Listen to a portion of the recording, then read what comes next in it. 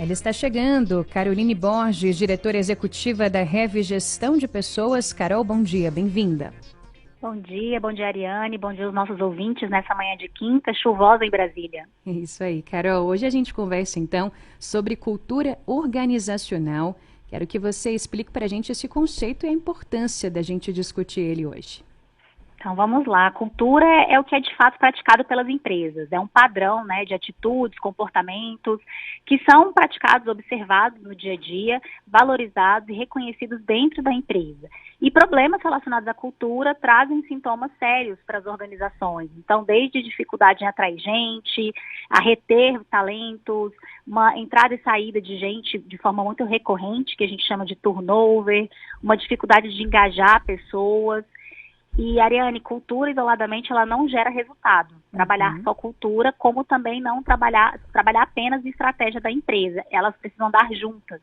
Então, o modelo de negócio tem que estar bem estabelecido, como o negócio faz riqueza, faz dinheiro, e a gente fala que a cultura e a estratégia precisam tomar café da manhã juntas, porque são as pessoas que fazem a cultura e a cultura também faz com que o resultado seja gerado. Cultura tem relevância porque ela impulsiona o valor das empresas, ela realmente tem esse poder de atrair talento, ela tem uma relação direta com a performance das pessoas no negócio e ela traz vantagem competitiva também para a empresa. Muito bom, Carol. Olha, a gente ouve muito falar sobre cultura tóxica, não é? O que é quando a gente cita esse termo? Qual que seria a empresa ou o tipo de negócio que estaria adotando uma cultura classificada como tóxica? É verdade, Ariane, esse termo é um termo que a gente vem escutando bastante, as pessoas às vezes até justificando a saída, pedidos de desligamento Sim. de alguma organização, porque olha, lá eles tinham uma cultura tóxica. A cultura tóxica, ela não necessariamente é algo, né, geralmente não é algo que foi estabelecido, as pessoas às vezes não agem daquela forma dentro da organização, porque direcionaram estrategicamente que nós vamos agir dessa forma, mas, na realidade, os colaboradores, eles são contagiados pelo clima que alguns comportamentos geram dentro da organização. Então, isso pode aparecer, por exemplo, na postura dos líderes, uma política de recompensa que não existe, ou a forma, por exemplo, como o board da empresa, a diretoria reage diante de algum questionamento. Às vezes até a cúpula, né, a direção da empresa se preocupa com os discursos que são feitos. Existe ali missão, visão, valores descritos nas paredes, mas, por exemplo, existe uma métrica intangível que ninguém consegue alcançar e aquela sensação de que nunca se atinge o objetivo do negócio. Ou uma postura que vá contra essa missão, contra esses valores. Isso também ajuda a ter impacto no clima e, claro, isso também vai influenciando a cultura. A gente fala que, assim, algumas empresas, por exemplo, se colocam como, eu sou inovadora, e aí qualquer erro que acontece é punido.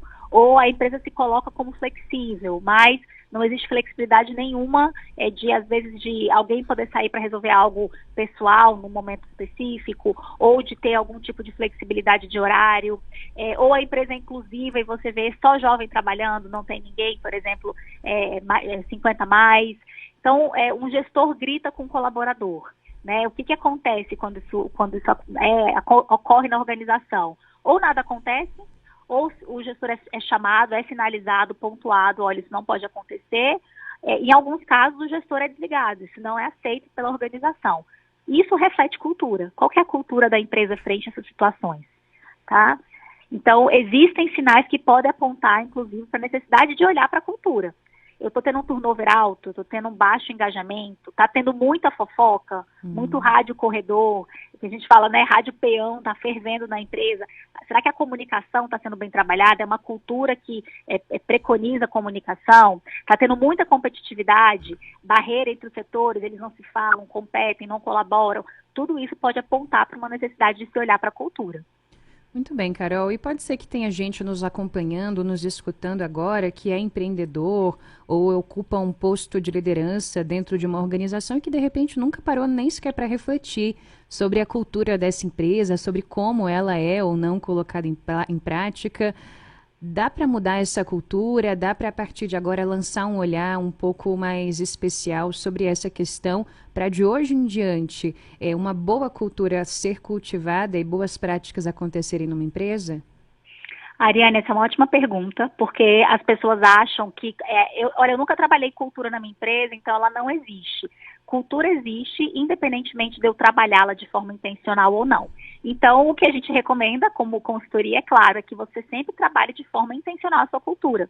A cultura está se transformando o tempo inteiro, porque a sua empresa também está se transformando o tempo inteiro. Então, o ideal é que a gente olhe para a cultura, comece inicialmente mapeando qual é a minha cultura hoje.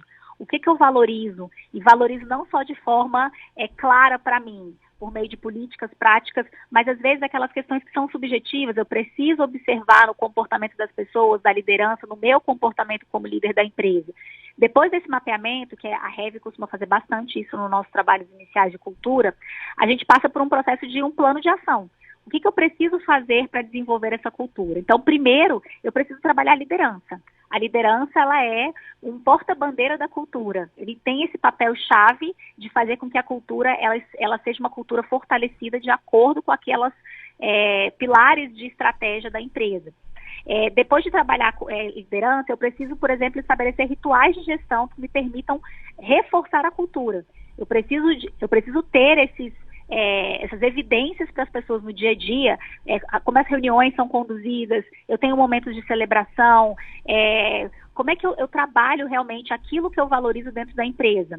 Então, mais uma vez, né, toda empresa tem uma cultura forte, não necessariamente quer dizer uma boa cultura, mas é possível sim transformar a cultura com cadência, com atuação no dia a dia, ela é fluida, ela se transforma e o uso de rituais e símbolos durante o dia a dia é bastante relevante. Então, essa escolha você pode ter uma ajuda especializada para conseguir fazer isso dentro da sua empresa, aumentar engajamento, aumentar a produtividade, aumentar a captação de talentos e reduzir o seu turnover. Muito bom. 7h50. Essa foi Caroline Borges, diretora executiva da Rev Gestão de Pessoas, sempre com a gente às quintas-feiras no Empreende Brasília. Carol, obrigada por hoje. Até semana que vem. Até a próxima semana.